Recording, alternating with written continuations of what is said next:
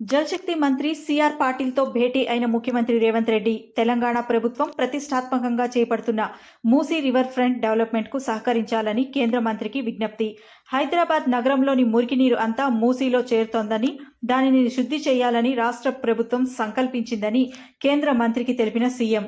జాతీయ నది పరిరక్షణ ప్రణాళిక కింద మూసీలో మురికినీరు శుద్ధి పనులకు రూపాయలు 4,000 కోట్లు, గోదావరి నది జలాలను ఉస్మాన్ సాగర్, హిమాయత్ సాగర్లతో నింపే పనులకు రూపాయలు 6,000 కోట్లు కేటాయించాలని, ఉస్మాన్ సాగర్, హిమాయత్ సాగర్ను గోదావరి నీటితో నింపితే హైదరాబాద్లో నీటి ఇబ్బందులు ఉండవని కేంద్ర మంత్రి సిఆర్ పాటిల్ దృష్టికి తీసుకువెళ్లిన ముఖ్యమంత్రి రేవంత్ రెడ్డి 2019లో జల్ జీవన్ మిషన్ ప్రారంభమైన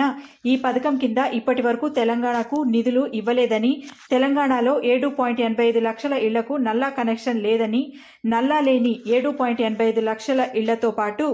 PMAY కింద చేపట్టే ఇళ్లకు నల్లా కనెక్షన్లు ఇచ్చేందుకు 16,100 కోట్లు వ్యయమవుతుందని, ఈ ఏడాది నుంచి జల్ జీవన్ మిషన్ నిధులు తెలంగాణకు కేటాయించాలని కోరిన ముఖ్యమంత్రి